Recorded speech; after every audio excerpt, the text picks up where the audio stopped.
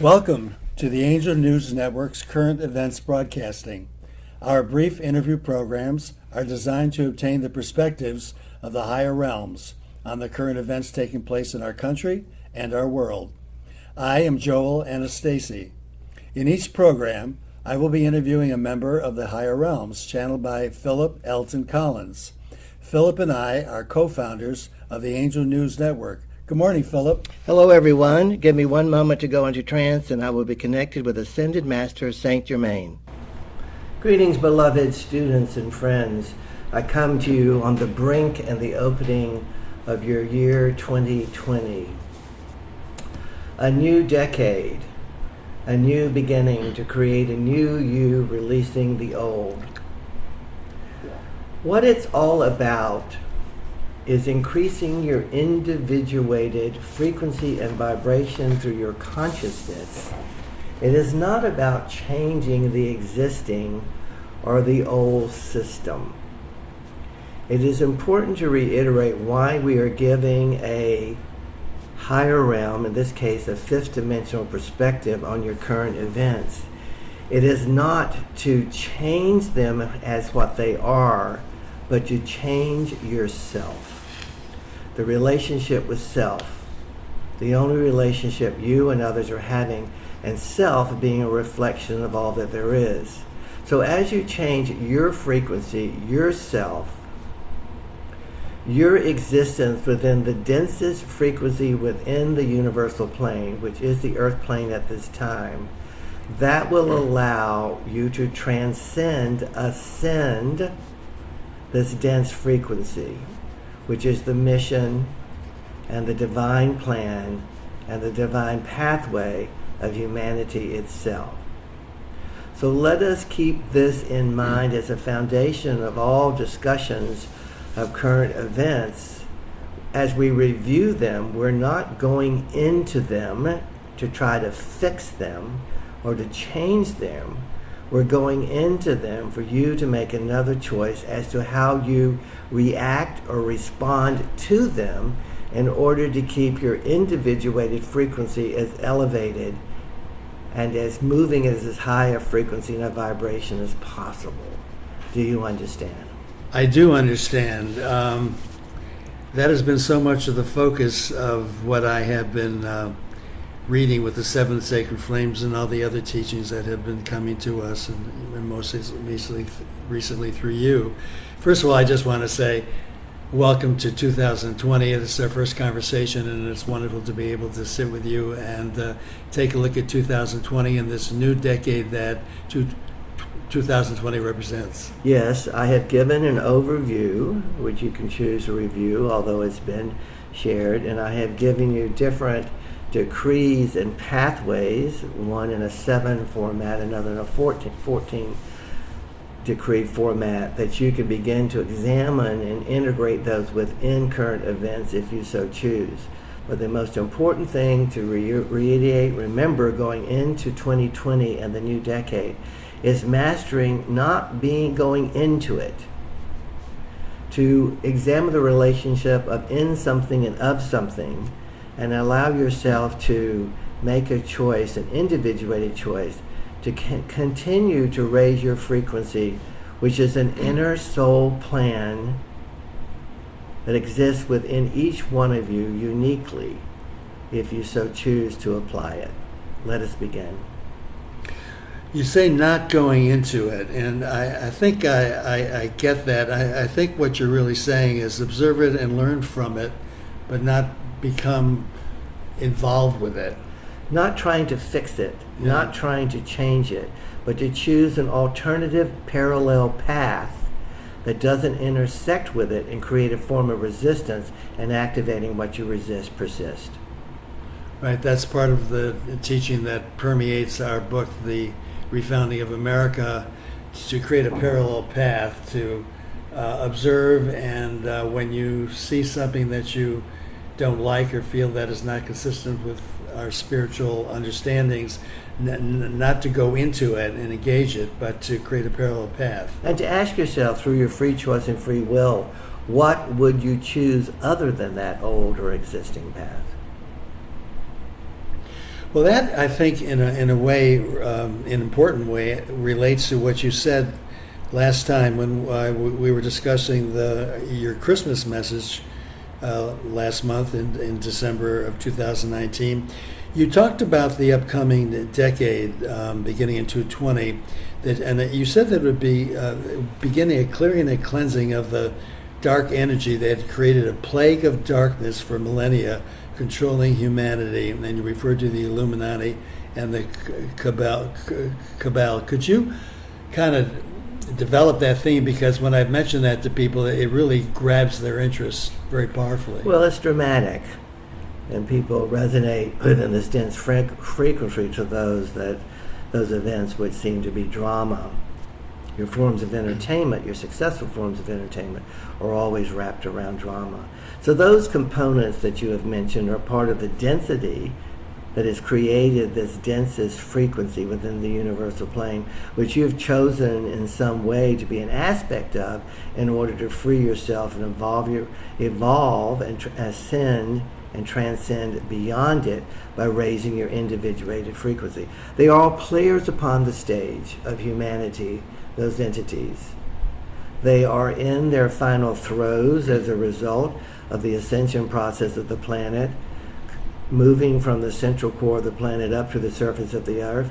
It is affecting humanity in a very forthright way as the planet raises her frequency, and thus all those upon the surface of her body are able to access that frequency and raise theirs as well. Does that help you? Yes, just so that we never know to what degree anyone listening to our conversations, what kind of background of understanding they have. So it might be helpful if you could just state a few sentences around the idea of how has this dark energy, this plague of darkness, as you call it, control humanity in the past. And you referred to the Illuminati and the cabal. But can you give us a brief description of what that experience has been for mankind? The experience is through the darkness, you will know the light. If it's all simply light, you most likely would know that the light existed within the consciousness and frequency you exist in. By having an opposite to the light, you can see the light. So in effect, darkness equals light. Light equals darkness within this frequency. Do you understand? So it is a tool to become aware of the light. In terms of the effects of this darkness and how we've been controlled, what in our world right now represents that politically or any other way that you would identify it? Well, most of your political and your corporate systems are not based upon that you are all here for a reason, that you are all here within the confines of equality, harmony, and balance based upon the love force.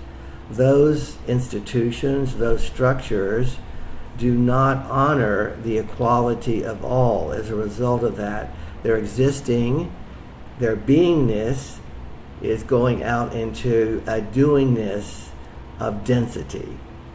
Do you understand? That reflects perhaps, and I think people would be better able to understand examples of it if they could see that forces that contribute to separation and conflict really reflect that dark energy, and forces that try to see that we're all one and bring us together in unity reflect a higher consciousness. It is their lack of taking responsibility and accountability for not seeing everyone as equal and in a unique contribution to the whole that allows them to act the way they act. In our own country, we've been having this drama surrounding the Trump presidency and the heightened conflict that's going on, and how we're pitting people against immigrants and people of other religions, and there seems to be so much fostering of separation and conflict going on. The one you call Trump, the divine soul you call Trump, is a personification of the depths of the wounds and density of humanity. playing out on a domestic and a world stage. Can you see that? Yes. So you might ask the question, why is this person on this world stage, this domestic stage, acting out the follies of humanity? It is to reveal them and release them for those who choose to do so. It's also interesting when we see the acting out of the Trump administration, those who are supporting him and kind of upping the impact of his behavior. We've talked about the media and Fox News in the past. You called Fox News a propaganda machine that is financed by those who feel through their financial power and wealth they can control what they did not create, which are peoples, nations, and the planet itself. I bring it up only because as I've been reading about the similar conflicts going on in other countries, like in Australia with all the anti-environment attitudes going on, Rupert Murdoch is very much behind that too. When I read about what's going on in England with Brexit, the separation there, Rupert Murdoch is very much a factor in that. When I see Fox News here in the United States, Rupert Murdoch is the president of Fox News. Is he one of the representatives of the cabal and the Illuminati? What is consistent with all of the individuals that you have discussed their behavior? What is consistent within all of their behavior? Well, first of all, they're fanning separation and conflict. They do not see, or they choose not to see, that the planet is a living, conscious being with organs that maintain and sustain through those organs the possibility of human life upon the surface of her body. As a result of that, and their wounds and their density and their lack of consciousness, and their rate of greed, they are only seeing what they can monetarily gain through negating the truth that the planet is a living, conscious being, and attempting to control what they did not create, which is the planet herself. The reason why I'm bringing up these examples with the Trump administration and Murdoch and so on is because I want us to focus on what this clearing and cleansing of the dark energy really represents in terms of how it's going to affect forces like that, which are forces of separation. What they have allowed is those of a higher consciousness to come forward in a more forthright way, and those individuals are gaining en masse more and more collective consciousness of where the truth really lies in relationship to the behavior of humanity and the life of the planet herself. Those who continue to act out against cosmic truth will be held accountable through karmic consequences. Do you understand? You have told us to look for that higher consciousness in the feminine energy in the youth. Correct. That would be emerging. Through the balancing of the feminine and the masculine energy, thus allowing the balance of giving and receiving within your dense environment, you will transcend that density. And that will be obtained through creating a parallel path, not intersecting into the density of those of which you speak. And those who will be contributing to the construction of that parallel path are likely to be the feminine energies and the youth. And the truth and messages that you and the channel bring out into the world.